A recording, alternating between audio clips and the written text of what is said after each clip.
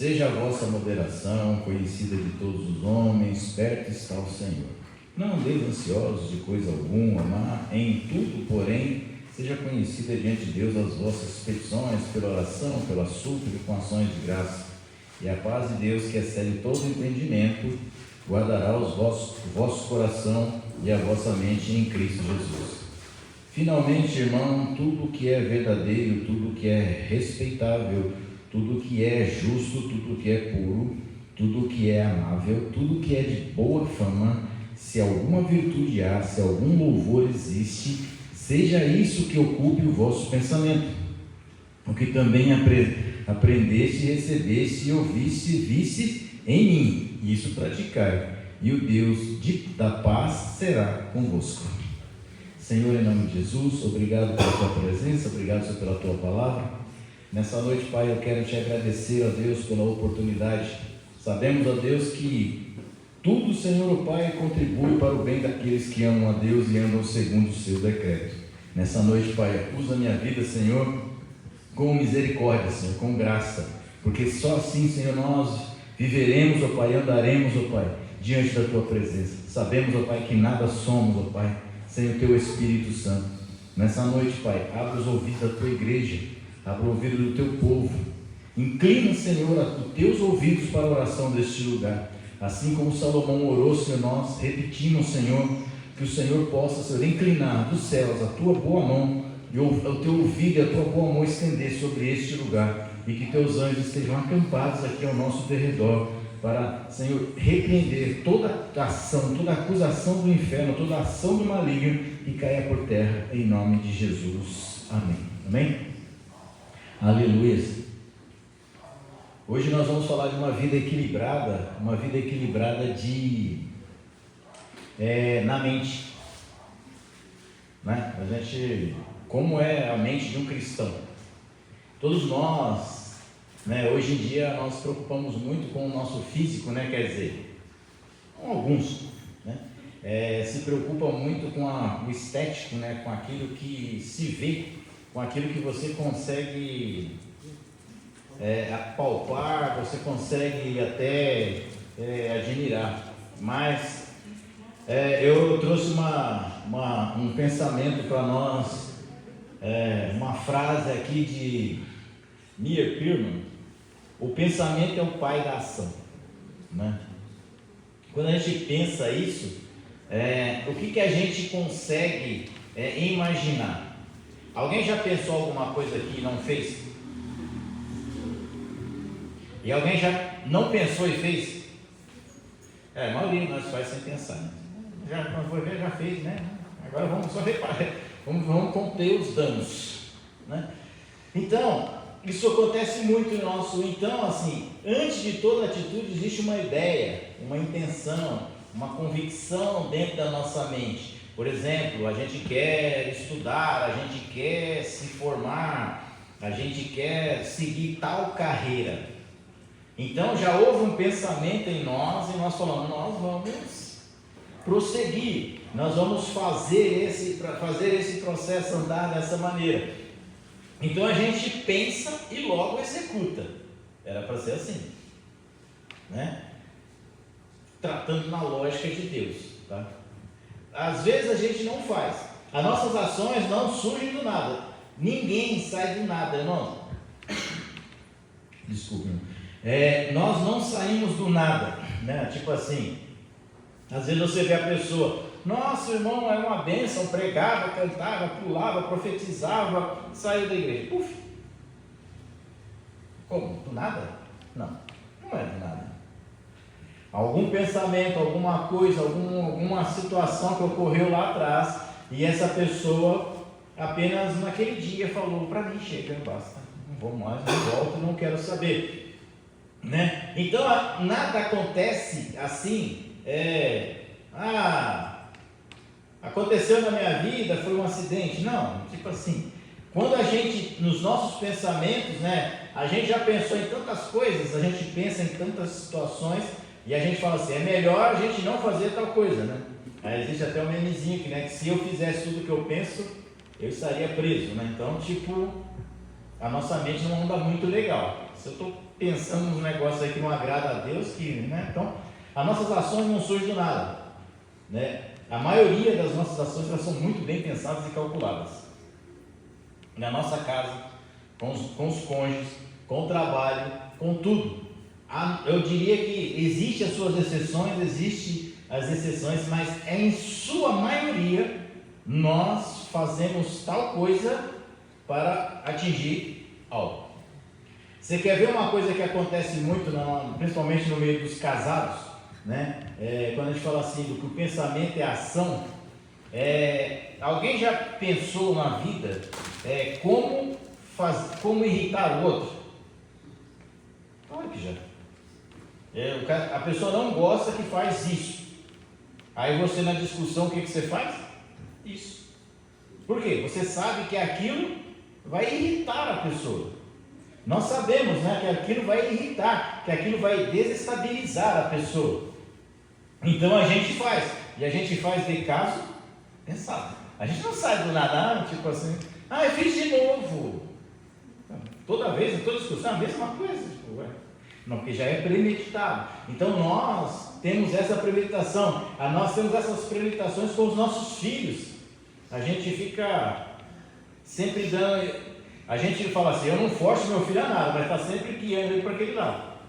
É a mesma coisa de time de futebol. Eu não coloco nada no meu time. Aí a primeira coisa que eu dou é a camisa de time de futebol para criança.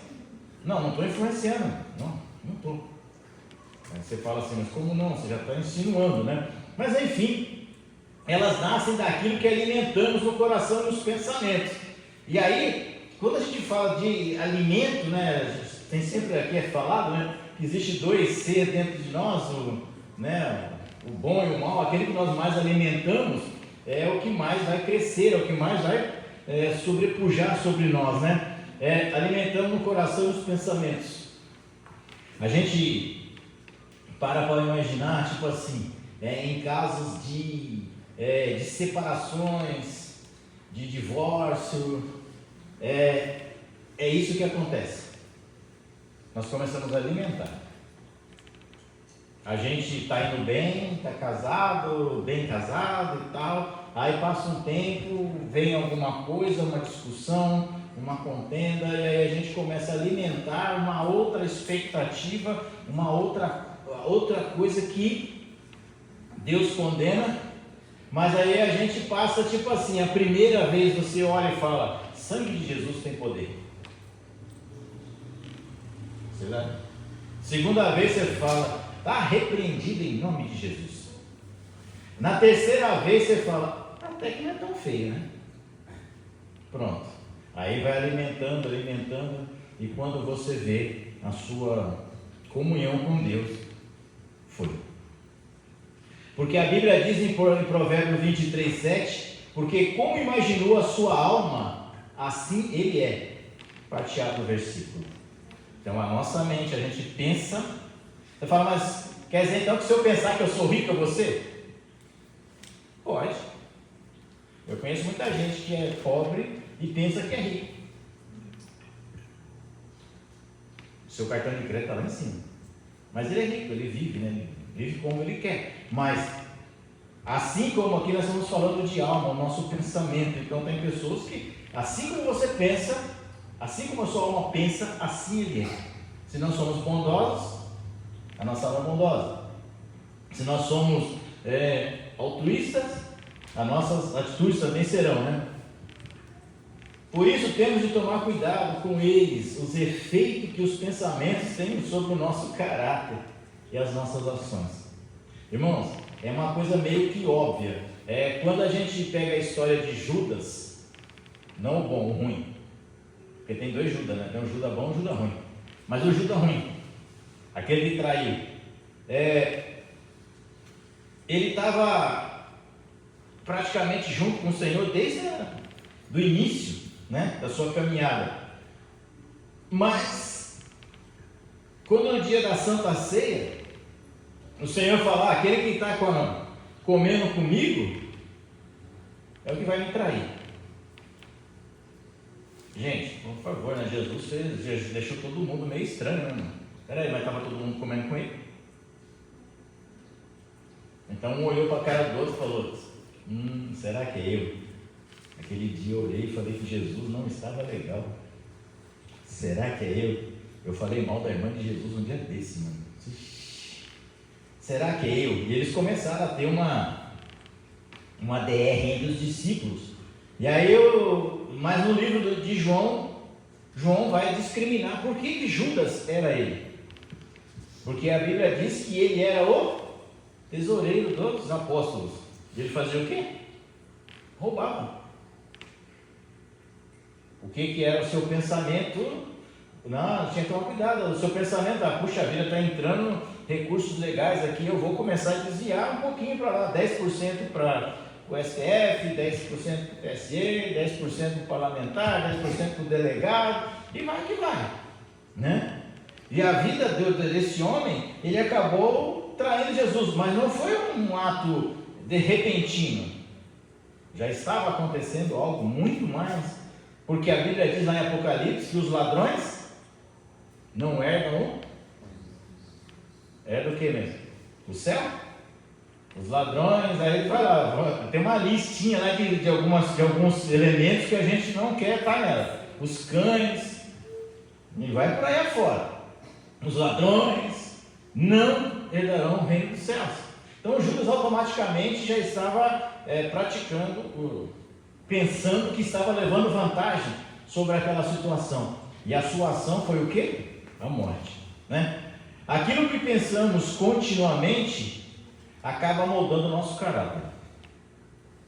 Gente, quem pensa nas coisas de Deus, fala de Deus. Quem pensa nas coisas do mundo, fala das coisas do mundo. Não existe, por isso que Tiago escreve: da mesma fonte não se jorra água doce e água salgada, ou é água doce ou é água salgada. E como é que o crente consegue bem dizer o irmão e falar mal do outro? Alguma coisa está errada, né? Continuamente é que você acorda, dorme pensando naquilo, né? Eu brinco, eu conheço pessoas que ele já perdeu totalmente a noção, ele já perdeu totalmente a capacidade de reconhecer pessoas. Ele não conhece pessoas, ele não sabe quem é. Às vezes ele não sabe o lugar que ele está, ele perdeu totalmente a sua memória, mas ele nunca esquece dinheiro. Ele bota o dinheiro lá e fala: eu coloquei dinheiro aqui. Eu sei que foi o dinheiro aqui, e sei quanto estava também. Me pergunta então, se ele esqueceu da mãe, esqueceu dos filhos, esqueceu do pai, esqueceu dos irmãos, esqueceu de tudo, como é que ele não esqueceu do dinheiro? Eu mais pergunta para os irmãos ficarem pensando aqui: como? Se a gente esquece de tantas coisas, como é que nós não conseguimos esquecer? Ele não conseguiu esquecer desse assunto, né? Ele vai moldar nossos caráteres, vai moldar as nossas escolhas. Nós vamos escolher aquilo que nós mais pensamos. Por exemplo, eu gosto de ler a Bíblia, eu vou me unir a pessoas que leem a Bíblia. Agora, eu gosto de ler a Bíblia, eu vou me unir a pessoas que passam o dia inteiro no campo de futebol. Nada contra o futebol, tá, irmão? Futebol que uma vez lá você vai brincar, né? Aproveitando que nós somos ruins de bola mesmo, beleza, vai lá, joga tranquilo. Agora, o que nós não podemos por exemplo, todo dia nós vamos no futebol, segunda, quarta, sexta, domingo, sábado, e tem lá as suas partidas, no entretenimento. Se eu andar com essas pessoas, qual é a possibilidade de eu trazê-las para Cristo?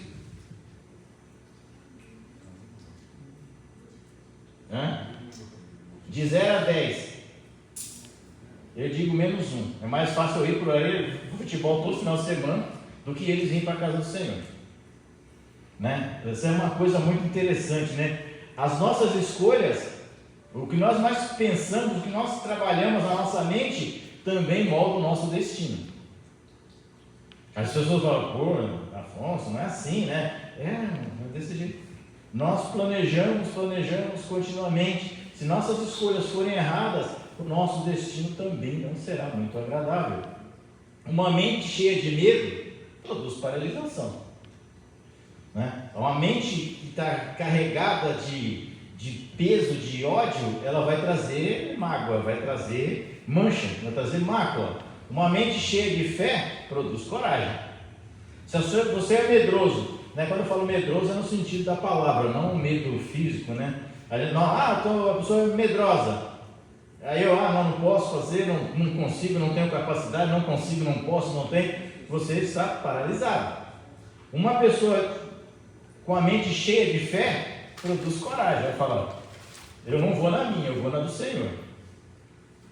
Eu vou na força do Senhor. Eu não tenho nenhum, mas a força do Senhor está comigo, eu vou embora. O medroso fala: não sei não, acho que nem pensamento eu tenho. Deixa quieto, vou ficar por aqui. Faço como aquele homem, enterro o meu talento e vou embora e deixo a vida continuar, né? Pensamentos de ódio gera destruição.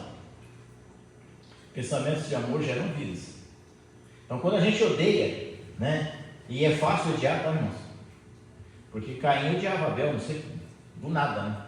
Primeiro lá foi lá e matou o irmão. Então esse negócio ele é meio que obra do pecado. Então, se o ódio gera destruição, pensamentos de amor gera vida. É só você ver as guerras que tem por aí. Por que os caras guerreiam tanto, irmão? Nós estávamos um dia desses discutindo. O mundo gasta mais com guerra do que com comida, com remédio. Se os homens colocassem o dinheiro que eles já se prepararam, gastaram para comprar armas, guerras, não sei, e equipamento, não tinha uma pessoa no mundo com fome. A gente olha e estuda a história da África, né? A história da África, você vai lá, chega lá, as pessoas não têm alimentação para comer, mas as pessoas têm fuzil, e de monte. As crianças usam fuzil, né? Aí você fala: por que essa pessoa não compra alimento? Porque alimento, né, deixa as pessoas morrerem de fome. Pensamentos de ódio, né? A guerra, né? A morte. Então, para nós darmos uma introdução aqui, a mente é o centro dos pensamentos, das decisões, das emoções e da consciência espiritual. A sua mente é o centro disso, né? Dos pensamentos. Por isso que o salmista lá no Salmo 39 diz o quê? Sonda, meu Deus, e conhece os meus pensamentos. E conhece os meus intentos, em algumas traduções, né? Então a sua mente, ela está ali, é o centro, está pensando, está borbulhando. Isso em todas as áreas que nós vivemos. Ela é o centro das decisões. Vou tomar uma decisão hoje, vou parar de fazer tal coisa e seguir a Cristo. Quando nós tomamos essa decisão, há 10, 15, 20, 30 anos atrás, nós tomamos uma decisão consciente, né? Uma decisão coerente das nossas emoções. Então a nossa mente, ela faz você ficar chorando. Tem dia que você está chorando à toa. Você vê a borboleta e começa a chorar. Tem dia que você está extremamente irritado, que você vê a borboleta e você quer matá-la. Tem dia que você tem as suas emoções, você está na paz e amor. E tem dia que você está no puro ódio. Por quê? Porque a sua mente tem as emoções, é o centro das suas emoções. É ali que está borbulhando o negócio. Ferve as emoções, né? Tem gente, né? Tem as pessoas que explodem, tem as pessoas que implodem. Tem gente que se explode, arrebenta tudo que está à sua volta, não está nem preocupado com nada. E tem pessoas que se implode, elas se matam. Qual dessas é você? Não precisa responder para mim, né? E o último, da consciência espiritual. O que é uma consciência espiritual, irmãos? É saber que existe algo além da morte. É saber que existe um Deus que vai cobrar de nós A ou B.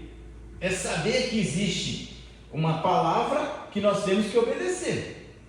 Isso é consciência espiritual. a coisa mais difícil que nós encontramos no mundo de hoje, e no meio dos crentes principalmente, é essa consciência espiritual.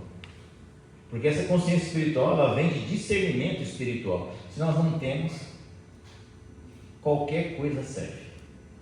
Hoje nós nos alimentamos, irmãos, em fast food, porque a nossa consciência espiritual está falando de Deus, tá bom. Eu tinha uma amiga minha que ela era perita nisso. Tipo assim, aí você, às vezes você postava alguma coisa, alguma frase, já viu aquelas frases bonitinhas que as pessoas gostam de postar no Facebook, aquelas frases lá, as pessoas pegam lá, printam e postam. Aí ela olhava, você sabe quem escreveu isso? Não, está falando de Deus, vou dar uma olhada aqui embaixo no rodapé. Aí você olhava lá, e falava, não deveria ter postado isso. Eu deveria ter postado alguma coisa do Caminho a Cristo da Pereira. Da onde é isso aqui? Aí você vai ver o negócio, tem nada, totalmente anticristo, a pessoa anticristo. Aí você fala, como a gente pode fazer isso? Porque não temos consciência espiritual. A gente não lê o que a gente vai postar. Você quer ver que o negócio é tão legal? A gente às vezes coloca no grupo da igreja, aqui, sábado, domingo vai ter cantina, bolo a R$10, de morango, de chocolate, um pedaço tem direito a um refrigerante, passa 3, alguém põe uma figurinha, outro põe um amém, alguém já pergunta, vai ter bolo de chocolate? Vai ter bolo de morango? Aí vem outro engraçadinho, quanto custa? Aí você, você está no dia das suas emoções positivas, alegre, aí você responde tudo de novo. Mas tem dia que você está com as suas emoções leve que nem um coice de mula. Aí você fala, você não sabe ler não? Está escrito. Aí a pessoa fala, nossa, que ignorante. Acontece. Próximo. Vocês entenderam o que é um equilíbrio aqui? De mente? Nós estamos falando de mente hoje. A semana passada nós falamos de corpo. Nós estamos falando da mente. A excelência da mente cristã. Nossos pensamentos. Quem é que já esteve na igreja? Já esteve na igreja? Você não precisa responder para mim não, tá? Quem é que já esteve na igreja num culto de Santa Ceia, onde Deus está falando assim poderosamente, a manifestação de Deus é palpável, e você está pensando o que será que aquele pé de planta morreu? Alguém já teve esse pensamento? Já, irmão. Rapaz, mas eu fiz tanto, cuidei, por que ele morreu? E Deus aqui, ó. E nós lá pensando longe, nossa, meu Deus, o que aconteceu comigo? A excelência de uma mente, nossos pensamentos estão devagando. Depois, às vezes a gente está falando sobre um assunto da palavra de Deus, pregando, ouvindo estamos falando sobre Marta e Maria, aí a nossa mente, puxa vida, Gideão, né? Caramba, como Gideão foi inteligente, né, rapaz? Tá. E a palavra é Marta e Maria. Você está lá em Gideão. A nossa mente, nossos pensamentos, né? O versículo 8 da leitura que nós lemos aqui em Filipenses 4, ele vai trazer uma clássica versão, né? Seja isso que ocupe o vosso pensamento. O que é ocupar o nosso pensamento? Nós também temos uma outra desculpa bem básica, né? Nós não temos tempo para nada. Então, Paulo está falando assim, que isso ocupe o vosso pensamento. O que? A palavra. Porque, irmãos, como nós estamos com a nossa mente ocupada, existe um provérbio no mundo que diz: cabeça vazia é oficina do diabo, né? Eu agora já mudaram, é a oficina da Shopee, né? Cabeça vazia, oficina da Shopee, né? Aí ele vai dizer aqui, ó, que ocupe os vossos pensamentos, seus pensamentos, ó, tem alguma coisa de Deus. O apóstolo quer mostrar que a experiência de salvação em Cristo produz mudança contínua em forma de pensar, como foi ministrado aqui no domingo: orai sem cessar, a fim de evitarmos as futilidades. Irmão, eu falo por mim, eu não posso falar para os outros, mas De vez em quando a gente fica conversando, a gente fica 2 horas conversando, mas você vai apurar o que você gastou, você fala, meu Deus do céu, para que eu gastei 2 horas conversando sobre este assunto? Não serve para nada, né? Futilidades, coisas fúteis, né? Na igreja a gente tem muito isso, né? Vamos com elas, faz assim, não faz assim, sobe para lá, desce para cá, canta 3, canta 2, fala 1, fala 3. Aí fala, meu Deus, para que isso? Né? E essas discussões elas se arrastam, né? Parece que produzem, parece lactobacilos vivos, parece Yakult, vai multiplicando, né? E aí a mudança contínua, né? Para a gente parar de pensar coisas bestas, parar de pensar coisas mundanas, que ocupam a mente das pessoas sem Deus. Aqui nós estamos falando das pessoas sem Deus, mas de vez em quando ocupam as nossas, está aqui dentro também, né? Paulo exorta a nos preencher a nossa mente com aquilo que gera vida e maturidade espiritual, pois nós temos a mente de Cristo. Eu fico muito preocupado, irmão, quando eu leio essa palavra que eu tenho a mente de Cristo, eu conto uma piada sem graça. Eu falo, Jesus amado, será que Jesus tinha essa mente? Pensa comigo, irmão. Quando a gente pensa numa coisa, nós temos a mente de Cristo. Quando o irmão pisa na bola com a gente tem a mente de Cristo? Não tem nada, nós temos a mente do Afonso mesmo, doido para bater, né? Nós temos a mente de Cristo quando nós enxergamos a fragilidade do outro. É uma coisa para nós pensar aqui. Hoje o assunto aqui está meio sério, né? Nunca não foi sério, sempre foi sério. Mas é que hoje, quando nós falamos de mente, a gente fala, nós temos a mente de Cristo. Eu gosto muito dos pregadores avivalistas. Você tem a mente de Cristo. E a gente está pensando num Pink Cérebro, como dominar o mundo. Como assim a mente de Cristo? Nós não temos, né? Segundo aos Coríntios, segundo a mente de Cristo, nova criatura, novos valores, nova percepção, nova maneira de pensar e discernimento espiritual. Eu não posso ter a mente de Cristo e os valores serem velhos. Irmão, me batizei, glória a Deus, das águas correntes do Rio Jordão, aleluia. Mas é o seguinte, hein? A primeira oportunidade que eu tiver de passar a perna em alguém, aleluia, glórias. Não, seus valores estão distorcidos. A nova percepção é aquela pessoa que nunca acha que está errado. Não sabe, você não sabe o que é certo e o que é errado. Nossa, irmão, seu irmão, não faz isso aí não, você está errado. Não, estou na graça. Jesus me ama, Ele me chama de amorzinho, de lindinho, coisinha do papai. Não tem percepção, não entende que o mundo jaz do maligno. E o crente não tem essa percepção, entra nela, né? Você quer ver quando o crente não tem essa percepção? Vou falar um negócio aqui para vocês, não fica bravo comigo não. Relacionamento desigual dentro da igreja. Uma pessoa que não tem percepção. Ela se encanta pelo branco do olho da pessoa. A pessoa não tem nem nada de Cristo, não gosta de Cristo, não quer saber de Cristo, detesta Cristo, e a pessoa fala que vai ficar com ele porque ela vai mudar a percepção dele para Cristo. Em outras palavras, os dois vão ficar sem Cristo. Infelizmente, falta percepção, falta você entender o que Deus quer para a minha vida. Nova maneira de pensar. Se antigamente eu pensava, pisou no meu calo, eu também vou pisar. Se antigamente eu pensava, olha, falou, também vai ouvir. Olho por olho, dente por dente. Quero nem saber. Aí nossa maneira de pensar pisou no meu calo, eu vou orar por ele. Olha que gostoso, irmãos, hoje o culto está bom.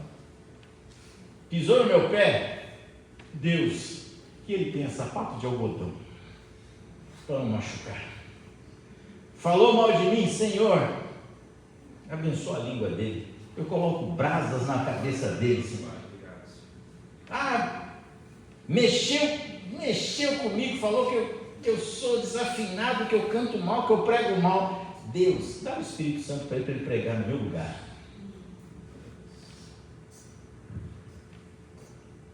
Novamente em Cristo. Isso é novamente, a forma de pensar. Discernimento espiritual. O irmão chega aqui e se apresenta como pós-doutorado, mestrado, e vai. A apresentação do irmão leva mais ou menos 15 minutos. Bacharel em conhecimentos ocultos, discernimento de OVNIs, pós-doutorado em aramaico, grego e filisteu, e vai falando. Aí você vai todo mundo, nossa, esse irmão, como é bom ouvir Deus falar. E às vezes não é nem Deus, né? Então, discernimento espiritual. Eu falo que a igreja de hoje é o principal fruto do Espírito que falta, é discernimento espiritual nas nossas vidas, né? A gente saber o que é de Deus. Está falando, Deus está dando uma correção, é espiritual. Deus está falando que eu vou prosperar, é espiritual. Deus está falando, é espiritual. Ou é porque o irmão se levantou daqui, né, e foi lá e falou alguma coisa para você, é espiritual? Será que é? Né? É que nem foi ministrado aqui no domingo, né? As pessoas só profetizam com o microfone, irmão. Já repararam nesse detalhe? Todo mundo gosta de profetizar com o microfone. Eu não sei por que até hoje, né? Sei lá. Mas põe o microfone na mão do cara, o cara profetiza, faz isso, faz aquilo. Tira o microfone dele, cala. Nem glória a Deus dá mais. Esse aqui deve ter unção. É o profeta microfone. Você dá o microfone para ele, pronto, resolveu todo o problema da igreja. E não é assim, né? Quem é profeta? Profeta profetiza em tempos difíceis e tempos bons, né? As nossas tem que ocupar nossas mentes. Infelizmente, hoje o nosso mundo ele está atraído, né? As pessoas são atraídas pela ideologia, né? Do consumo, né? Do consumismo, do materialismo, né? Nós estamos cansados de falar isso aqui, que as pessoas estão muito mais preocupadas em ter do que ser. Eu quero ter títulos, mas não quero ser cristão. Eu quero ter dinheiro, mas não quero ser dizimista. Eu quero ter dons, mas não quero orar. Então, a gente tem que ter, né? Hoje a mídia diz que as mulheres têm que ter o corpo que aquela lá diz que tem que ter. Mas quem falou que você tem que ter? O homem tem que ter o corpo que aquele lá falou que você tem que ter. Mas quem falou isso? Você tem que ter um carro do ano, senão você não é crente. Você tem que ter uma bela casa, porque senão você não é crente. Mas ninguém fala que a gente tem que ter o Espírito Santo de Deus para pregar a palavra de Deus, senão nós não somos crentes. Isso é o que me preocupa, porque ter casa, ter carro, ter tudo isso, como o pastor André sempre diz, a gente conquista com o nosso trabalho. O nosso Deus abençoa, a gente conquista com o nosso trabalho. Vai trabalhando e vai poupando e Deus vai abençoando. Agora, e para pregar a palavra de Deus? A palavra de Deus tem que ter unção do Senhor, unção que vem do céu. Então, hoje a nossa geração ela está mais preocupada, né, com aquilo que pode ter. Eu estava lendo uma pesquisa um dia desse. Você sabia que os ricos não querem ter mais Porsche?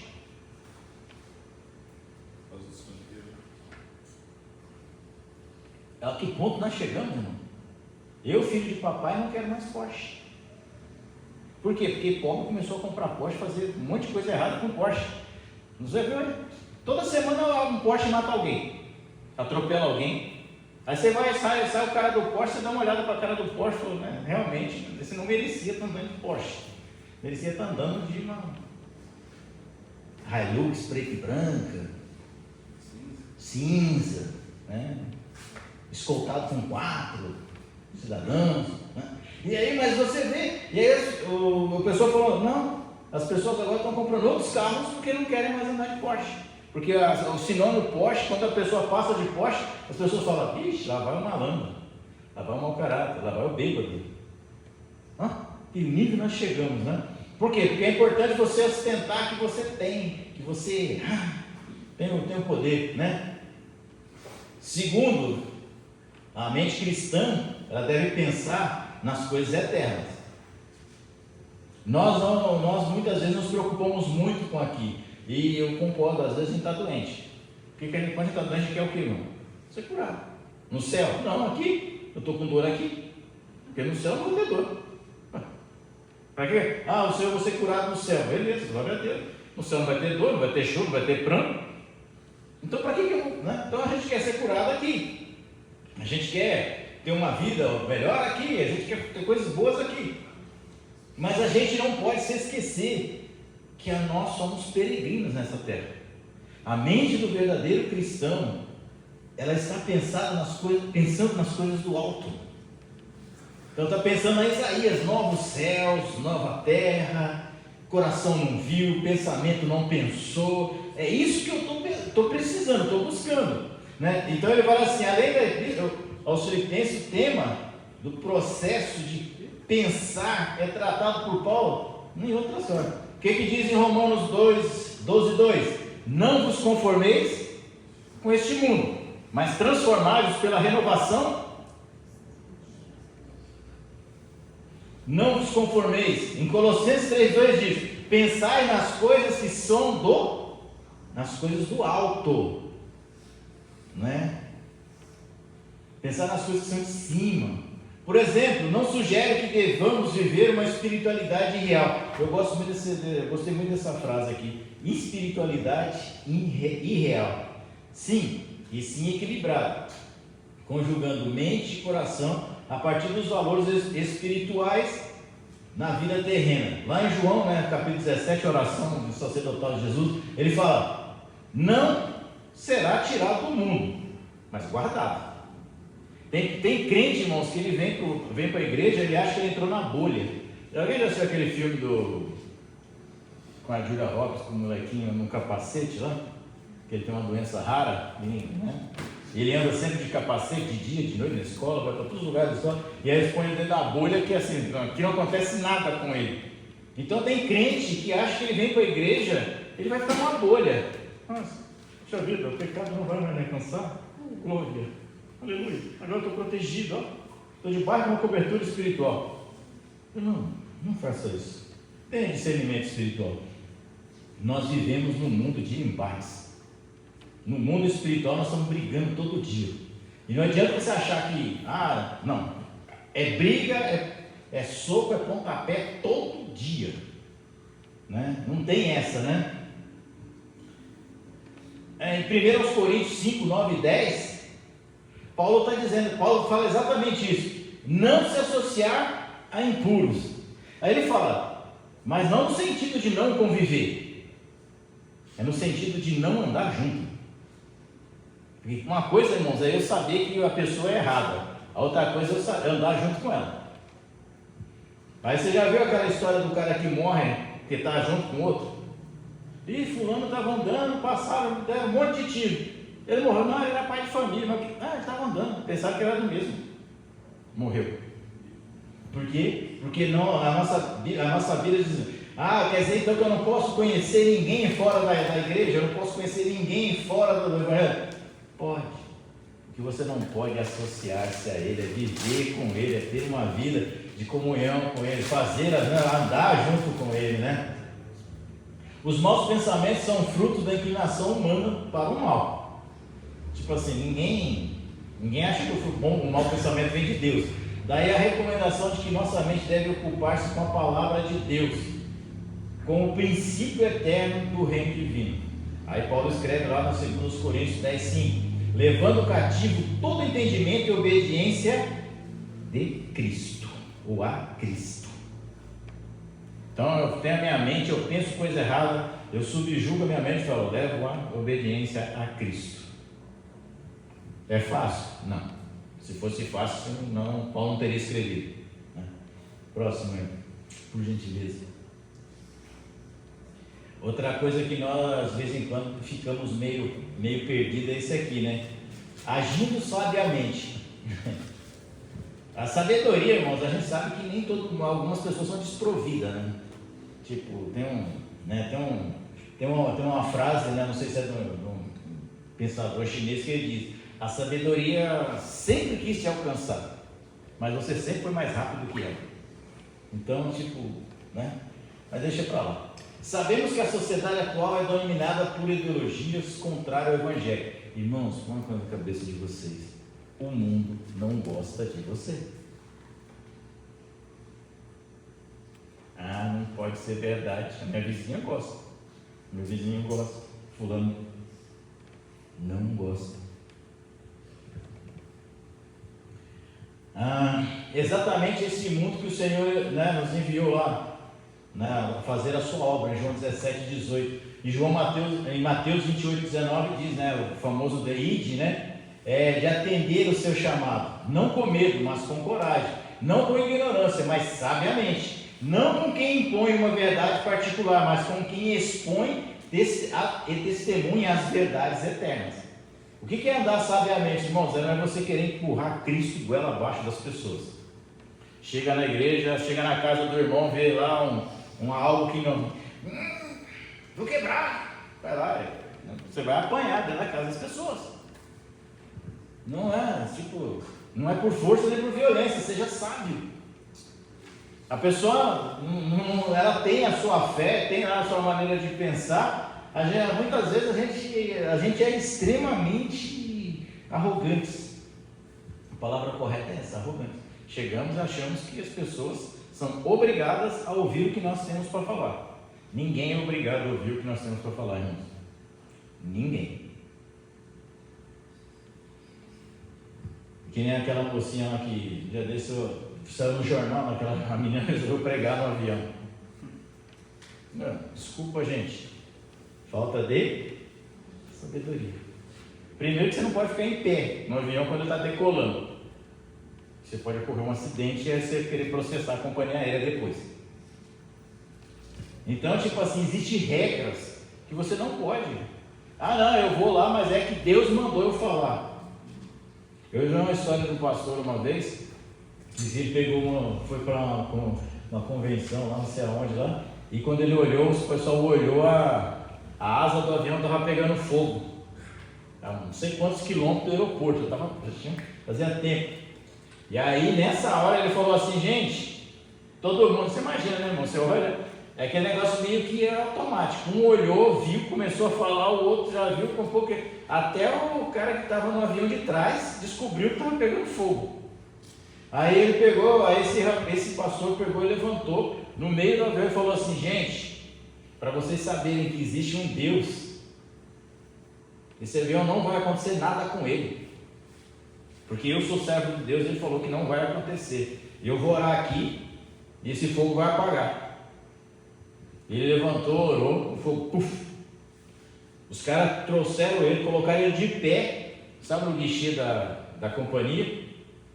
Todos os passageiros colocou ele de pé, em pé, em cima do guichê. Ele pregou. Ele falou que naquele dia mais de 300 pessoas aceitaram a Cristo. Mas isso é um fato, irmãos. Agora não é porque você vai pregar, né? Você tem que saber, né? Sabedoria, né? A gente não pode viver um evangelho irreal. Né? Temos de combater, né, o mal, temos que ser testemunhas das verdades eternas. As pessoas não olham para o que eu falo, as pessoas olham para o que eu faço, o que eu falo. As pessoas não olham para mim pelo que eu canto, graças a Deus por isso. Não olham para mim pelo que não, eles olham para mim pelas minhas ações, pelo que eu digo. Às vezes você diz uma palavrinha, o cara fala: crentinho, né? Você fala: miserável. Não é que você tem razão? Não é? O mundo vai nos odiar. Hoje em dia as pessoas acham que o mundo nos ama. Não, irmão, nós temos que ser, como é que se fala? Hoje em dia tem uma palavra muito legal para isso aí. Mas nós temos que interagir Em outras palavras, nós temos que nos misturar. Mas a Bíblia diz que nós temos que nos separar. Então as pessoas acham que o mundo vai te amar. Não, o mundo não te ama não. Por que não te ama? Porque não amou Jesus. E ele diz, se o mundo me odiou, imagina você que não é eu. Porque ele curou, deu comida, salvou, andou sobre o mar, parou o vento, parou tudo, e assim mesmo assim os caras mataram ele. Agora imagina o Afonso aqui, que não dá comida para ninguém, não dá um copo d'água para ninguém, não cura ninguém, só prega, e pela misericórdia de Deus ainda, o que vai acontecer comigo? Não se iluda, né? O mundo não ama você, o mundo não nos ama, né? As pessoas esquecem isso, né?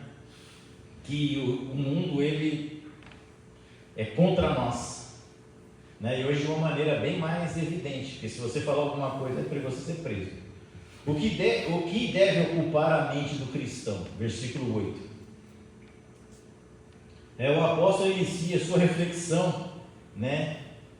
A primeira dela é com a verdade.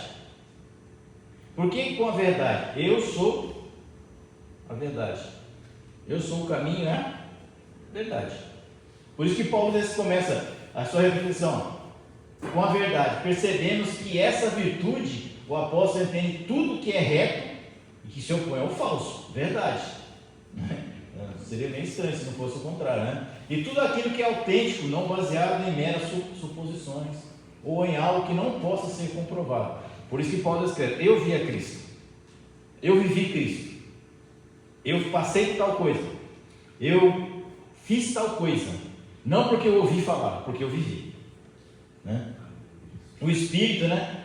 Lamentavelmente o espírito da mentira, né? Até mesmo entre os crentes vem produzindo grandes males, né? Difamações e rumores negativos acabam sendo comuns entre nós. Isso desagrada profundamente a Deus. Então o que acontece? As pessoas, elas trocam a verdade pela mentira.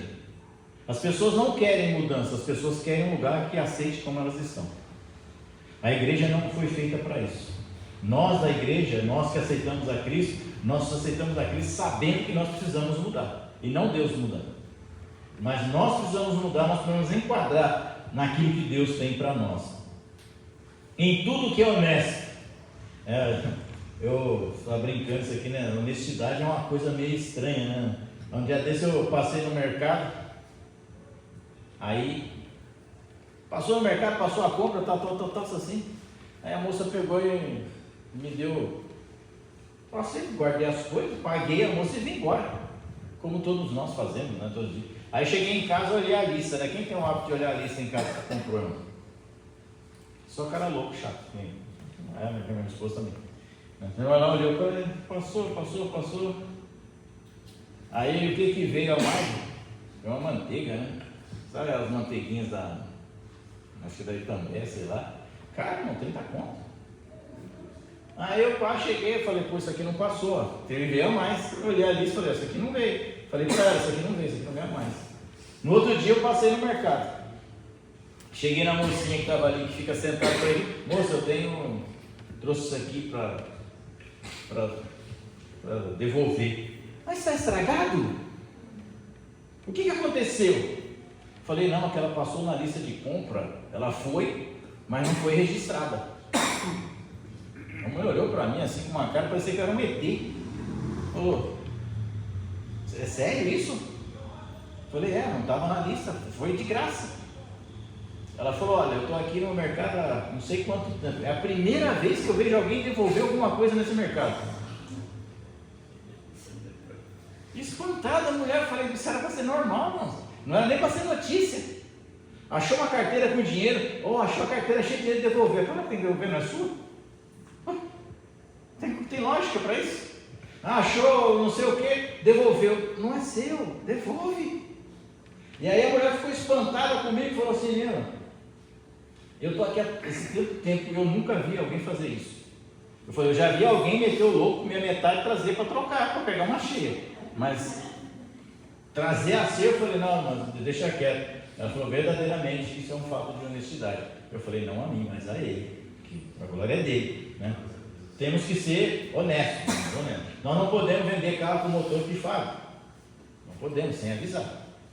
Nós não podemos vender comida estragada. De jeito nenhum. Nós não podemos vender aquilo que não serve mais. Nós falamos que serve, né? O mundo não pode ver em nós um comportamento que contradiga o conceito ético bíblico da verdade e da honestidade. Irmãos, é triste você vai conversar com alguém e você falar para a pessoa: eu sou crente. Ele fala: mais um. Aí você fala: melhor nem comentar, nem pergunta. Ó, dica: nunca pergunte o que aconteceu com ele, porque ele vai descarregar em você todo o ódio que ele está do outro, tá? Vai chegar em cima de você. Então, quando ele falar assim, mais um, falou: desculpa aí, amigo, tchau, estou indo embora. Paramos por aqui, porque a honestidade é algo verdadeiro. O crente tem um firme compromisso com a verdade. Ele não mente, não calunia, não passa a perna em ninguém, nem no seu inimigo. Que as pessoas falam: no irmão não posso passar, mas no meu inimigo, glória. Não. Lembre-se de Davi com Saul, estava lá na mão de Saul. Davi falou: não, longe de mim. Tudo que é justo. Aí ele vai, né? Nós começamos: tudo que é verdadeiro, tudo que é honesto. Tem que ter uma lógica no negócio aqui, tá, irmão? E tudo que é justo. Eu já falei que ser justo é a coisa mais difícil da vida, né? Aqui, de acordo com a Bíblia, as coisas que são justas obedecem os padrões de justiça de Deus. Eu deixei em 2 Samuel capítulo 12, versículo 2, porque fala de justiça. Quem já leu lá sabe da história, né? Então depois você lê na sua casa. Quando aqui nós temos a Davi, né? Brincadeiras à parte, Davi vai lá e comete um adultério, comete um homicídio, e está lá na sua casa. Aí o profeta Natan é levantado por Deus para ir até Davi. Aí Natan, como era sábio, que se ele fosse chegar lá e falar: vezes que te digo que você é um adulto, ele já perdia a cabeça, porque Davi estava revoltado. Ele chegou sabiamente e contou uma história para Davi. Sabe, eu conheço um cara que tinha uma ovelhinha só. Vai falando, é ovelhinha. E tinha um viajante que chegando, e tinha um outro que tinha todas as ovelhas do mundo que ele queria. Ovelha para lá, ovelha para cá, dói, tudo. E ele não quis, mas veio o viajante. Em vez de ele pegar uma das suas ovelhinhas, ele pegou a do viajante, matou, fez um guisado para o outro. Davi, que este homem seja réu de morte. Que este homem morra, apodreça no inferno. Daí o profeta olha para ele e fala: és tu? Ele fala: não é bem assim não, hein? Aí já mudou, né? Opa, pera, posso rever, Natan? Como é que é? Rapaz, merece, sei lá, chicotada talvez, né? Talvez uma reprimenda, uma coisa mais branda, né? Então, Davi praticou a justiça. Primeiro, que quem matava um animal do outro, qual era o que ele tinha que devolver? 4 vezes, não era digno de morte. O que era digno de morte era o homicídio e o adultério. Davi tentou aplicar a justiça? Não. Mas quando ele ouviu, falou: esse homem é você. E aí ele pensa: deu ruim. Porque a nossa justiça, como foi falado aqui, nós gostamos de aplicar a justiça na vida das pessoas, mas na nossa nós gostamos de misericórdia. Misericórdia quer e não sacrifício, Senhor. Obrigado, estou indo, né? Então, quando a gente fala de ser honesto, Davi foi extremamente desonesto aqui. Ele usou uma pena acima do normal para um homem que tinha pegado uma ovelha. Só que quando ele caiu em si, que a morte estava decretada sobre a vida dele, aí ele escreve o Salmo 51. Ó Deus, cria em mim um espírito puro, e não afaste em mim o teu Espírito Santo. Ó Deus, cria em mim a alegria da salvação de novo, hein, Pai? Sabe como é que é, né? Depois de matar a pessoa por uma ovelha, então tá ruim o negócio do meu lado, né? Para desenvolvermos uma relação positiva com os que nos rodeiam. Ser honesto, irmãos, é uma questão de princípio. E isso, infelizmente, nós brasileiros não gostamos muito. Nós somos um povo sem princípio, né? O padrão de justiça divina deve nortear o nosso comportamento moral em relação a Deus e às pessoas. O verdadeiro cristão deve patuar a sua conduta pela defesa do que tudo é justo. Mateus 5,6. Agindo contra tudo aquilo que promove injustiça e gera opressão. Se você não se incomoda com ver alguém sendo oprimido, eu sinto muito te informar, você é desonesto. Se você vê uma pessoa sendo oprimida, uma pessoa sendo agredida e você não faz nada, você não é honesto. Você não é crente. Não se mete a colher. Não, você não mete a colher, você liga 190. Tem isso. Vamos orar que vai consertar. Conserta um parzinho de algema, umas boas borrachadas. Aí conserta. Irmão, nós não podemos, de maneira alguma, achar que nós somos justos se nós vemos o nosso irmão padecendo. Coisa, às vezes, que nós podemos resolver. Não estou falando que você vai lá, vai se jogar no meio, não, porque você vai morrer, né? Mas que você tenha meios para resolver a situação. Não podemos, nós temos que ser honestos, justo. Justiça é um negócio muito interessante. Passa para o próximo aí, nós encerrarmos aqui, ó. Tudo que é puro, aí ele falou, né? Tudo que é puro e amável, pureza sugere inocência, singeleza e sinceridade, em relação a algo que não é contaminado ou poluído. É como você pegar uma criança que vive, né, essas que ficam correndo aqui de 2, 3 aninhos, ficam correndo para lá e para cá e falam umas coisas de vez em quando, você fala, nossa, como essa criança aprendeu isso? Né? E vai falando e brincando, mas é uma criança pura, inocente, né? De inocência. Jesus fala que nós temos que ser inocentes como a pomba e prudentes como a serpente. Quer dizer, você tem que entender uma coisa: você é inocente, mas você sabe que o mal existe. Porque tem pessoas que acham que é tão inocente, que acham que nada, que o mal não existe. Não, isso aqui está tranquilo. Não é bem por aí não. A ideia de ser puro é definida por Paulo a perspectiva de que as palavras, as ações, os pensamentos dos crentes fossem francos e sinceros, a fim de que toda impureza seja eliminada da sua vida. Em Efésios 5, 3, 7, né? Porque o Espírito limpe continuamente o seu coração e consciência. Assim estaremos prontos a desejar tudo que promove o amor fraternal, de modo que tudo é amável, é aquilo que edifica relacionamento entre irmãos. Tudo que é amável, irmão, é quando nós conseguimos viver bem dentro da igreja, conviver. Se nós não convivemos bem dentro da igreja, está faltando o amável na nossa vida. Eu acho que isso não é bom, não.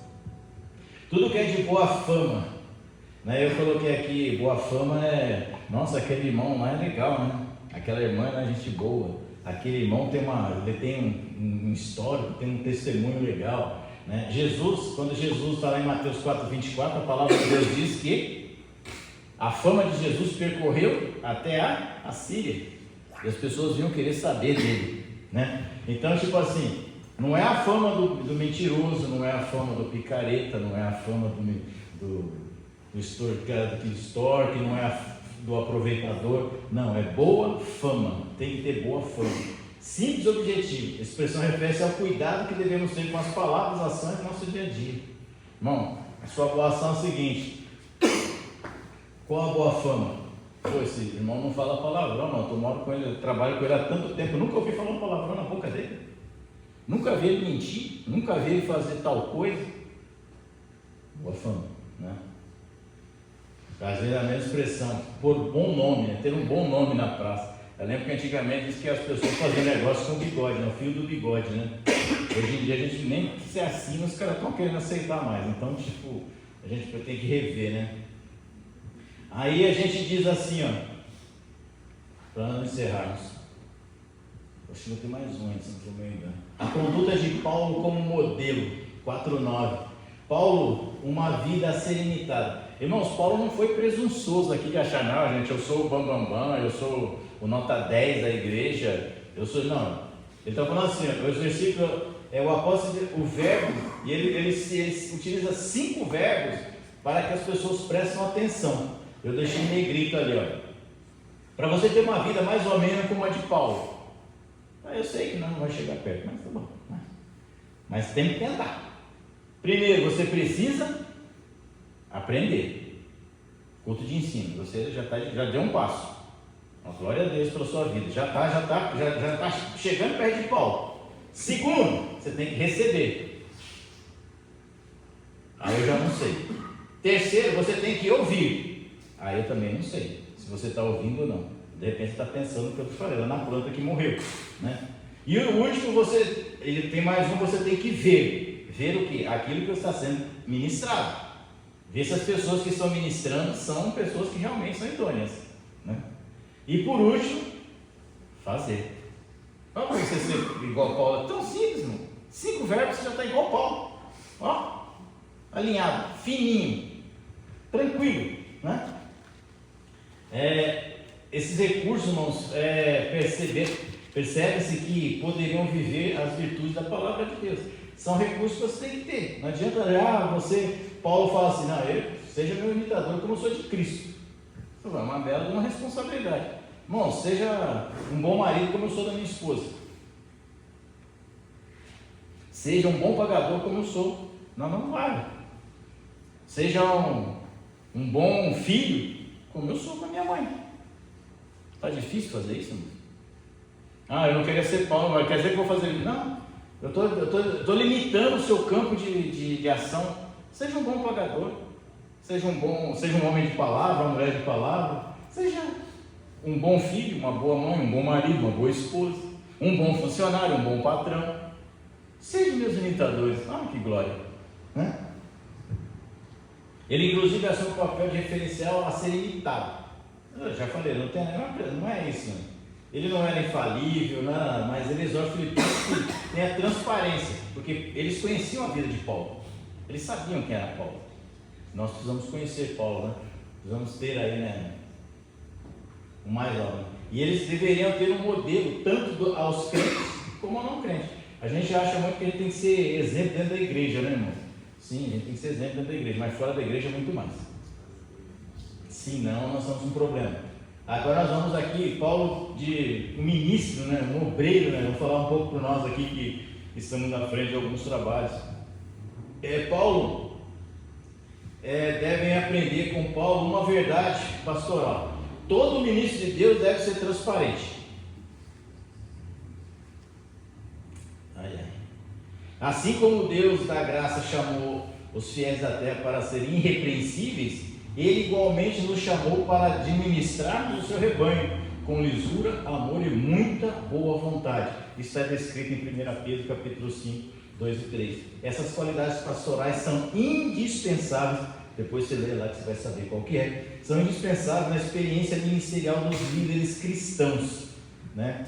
Voluntariedade, tem um monte lá. Então nós temos que ter essa coisa aqui, ser irrepreensível. Se Deus nos colocou para fazer tal situação, façamos com bom grado. Vou gastar 2 minutos aqui, irmão, só para terminar aqui.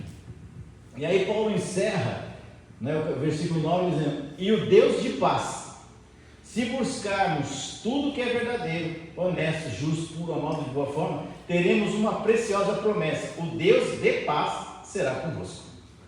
A presença do Deus de paz descreve uma segurança inabalável para aqueles que confiam no seu nome. Ele nos orienta, guarda, protege. Por isso devemos experimentar da constante e doce presença do Deus de paz e manter uma vida irrepreensível diante dele. Pois nas circunstâncias mais adversas lembraremos essas palavras: e o Deus de paz será conosco. Aleluia. Concluímos aqui esse estudo aqui, irmãos, até a semana que vem, né? A conclusão por isso é vigiar os pensamentos é essencial. Muitas batalhas da vida começam primeiro dentro da mente. Grandes conquistas também. Uma ação correta quase sempre nasceu de um pensamento correto. Quando um pensamento é criado por sabedoria e ação, tende a produzir paz, equilíbrio e bons frutos.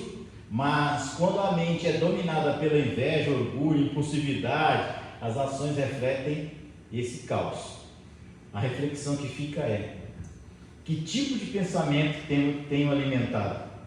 Isso é pessoal. Minhas ações revelam a paz ou confusão?